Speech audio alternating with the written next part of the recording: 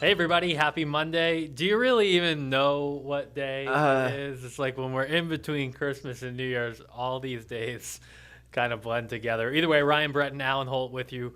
Hope you had a good holiday and good to be here. Yeah, I think it's a little bit worse for me this year just having moved up here. Right. I've been telling everyone my brain is scrambled eggs, and even more so with all the holidays stuff. So I feel like I don't even know who works what shift here at this point. I know. Yeah. It's the same for me. You never Yeah. know who's coming and going. Exactly. And whatnot.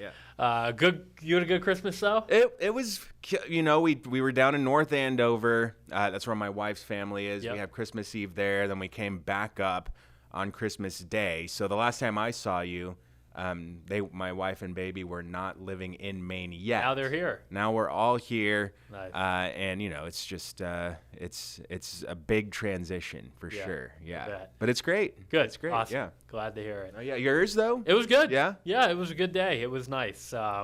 It was relaxing. It was good food, good family. It was Yeah. a good time. And you got your Penn State golfing divot I did. tool. I was telling Alan I got a Penn yeah. State divot fixer with the ball mark on it. Big golfer. So Well, 100% chance we're going to play at some point. But yeah. unfortunately, that time is not going to be anytime soon. Simulator. We go We inside. can do the sim. Yeah. Let's start. I want to show you this picture from Porter. This is from Julianne, and this was taken right after lunchtime. This is probably the most impressive picture I've seen. Let me go back to it. Of probably a little more than a quarter inch of ice weighing down on some of the trees and lines. We've got a few reports of power outages. It's mainly under 3,000 customers in Maine.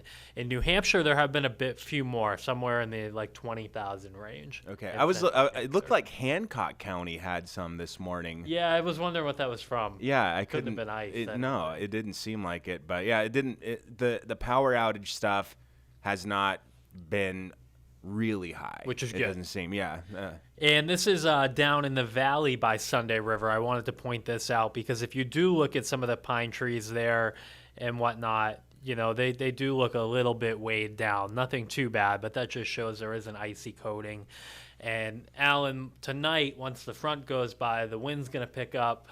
There could be a few isolated power outages from maybe the wind knocking down some limbs and whatnot, but it shouldn't be a big problem. I was looking also at the speed at which temperatures drop behind the front. Some of the more aggressive modeling by 10 o'clock or so. I know the graph had that and could be into that freezing range in southern, maybe parts of central Maine. And we were saying, too, that some locations picked up, there you go, 9 o'clock. Yeah, but some spots over an inch of rain. So right. Portland said more than an inch and a half. Yeah, and I don't think this one will have as much of a span of drying as the last mild rain we had the Friday before Christmas. So perhaps some icy spots overnight. I think that's a good point. Yeah. We don't have as far to fall with as long a period of time.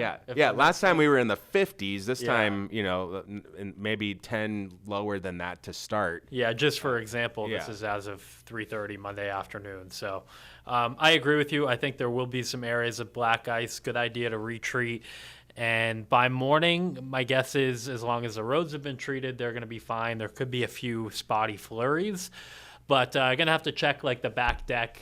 Okay, yeah. The sidewalk, the driveway, those things that may have been untouched. I mean, tomorrow looks kind of bitter. It is going to be bitter. It's got some sting to it tomorrow, yeah. Yeah, we're probably going to have a lot of cloud cover. The temperatures struggle, maybe going up by 5 degrees from where you are at 6 in the morning to where you are in the early afternoon, but really no movement. And it is going to be kind of annoyingly windy, not to the point where we're overly concerned about a lot of power outages or anything like that, but gusts to 40 miles per hour, definitely making it feel a little bit colder. I think wind chill values, again, from our graph in-house model, were a few degrees north and south of zero by tomorrow morning across the state. So, and even in the afternoon, there isn't much improvement. I know. Yeah, that's like, man, welcome to Maine. During what in theory should be the warmest part of the day, we'll go to balmy in Greenville. Look at that, 20 below. Yeah, it's gonna be one of those days where, people are tempted to do winter activities, be it snowshoeing or snowmobiling or skiing. You're just going to have to make sure you're dressed appropriately. Layers for sure. Keep the head, fingers, all that stuff. Christmas Eve day. I did Only the we were same going thing. backwards, huh? Well, I've got a theory. So, because I was making that same blunder the day after Christmas. Yep. We spend so much time talking about Christmas Eve, Christmas Day, all this for like weeks. Right. And then we finish it, and we've only got a handful of days before New Year's even day. So it keeps coming out Christmas Eve. It does. But, yeah. I always mess up Memorial Day and Labor Day. Okay, yeah. Which that's even worse, as you'll learn here. Like if going into Labor Day weekend, you're like, oh, Memorial Day weekend. Yeah. No, we just lost 3 months of summer at that point. Not as much forgiveness. Yeah. Right. Yeah. One interesting thing we're going to have to see for New Year's Eve night, there is a little disturbance that comes through, and our graph model is the most, I'd say, aggressive with snow showers. But there could be some overnight into New Year's Day morning, maybe some patchy coatings to an inch. Other models are much drier, so we'll just have to see. It didn't look like a huge deal to me.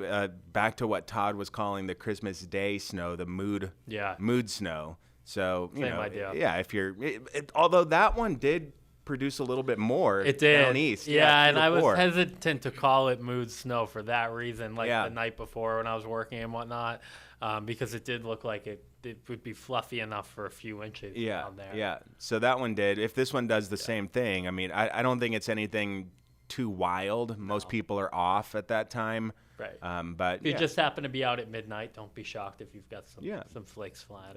In addition, do people go crazy with fireworks? You'll definitely hear some. Okay. Yeah.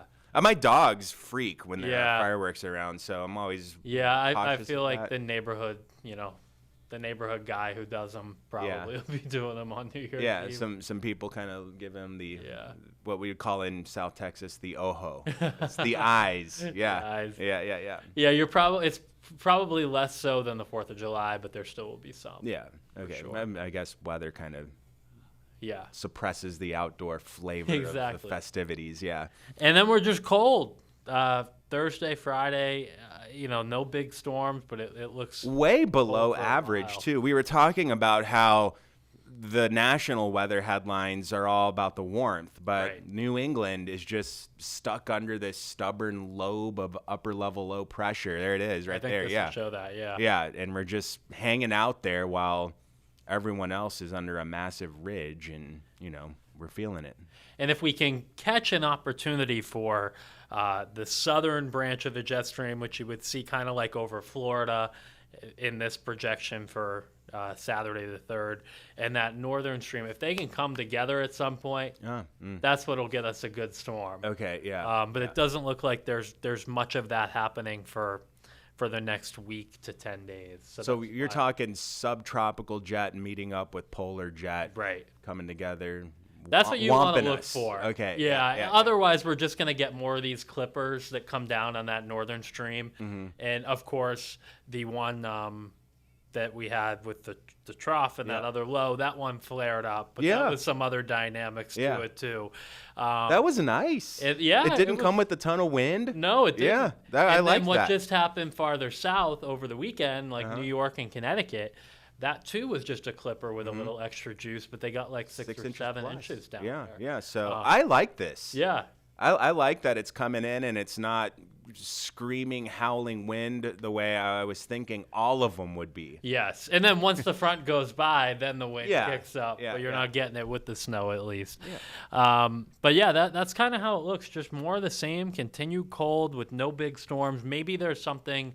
and again, it doesn't look big, but there might be something like next Monday night or into Tuesday morning. Mm-hmm. But that's long a full range. week out. Yeah, that's way out there. I think the takeaway for me, at least, is just after today's rain, it's just back to the colder than average theme. That's been pretty much with us all month. And we'll have to see where we end up for December. This is not counting what will be the last 3 days. 6 below average in both Portland and in Bangor, almost 7 there. Yeah. So. Wow. Well, that warmth streak. With a missing square. Yeah, I'm taking credit because that's the week I started. So we brought the warmth at least a little bit. Yeah.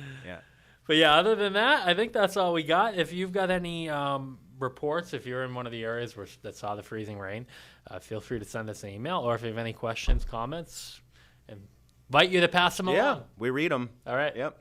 Take care. See ya.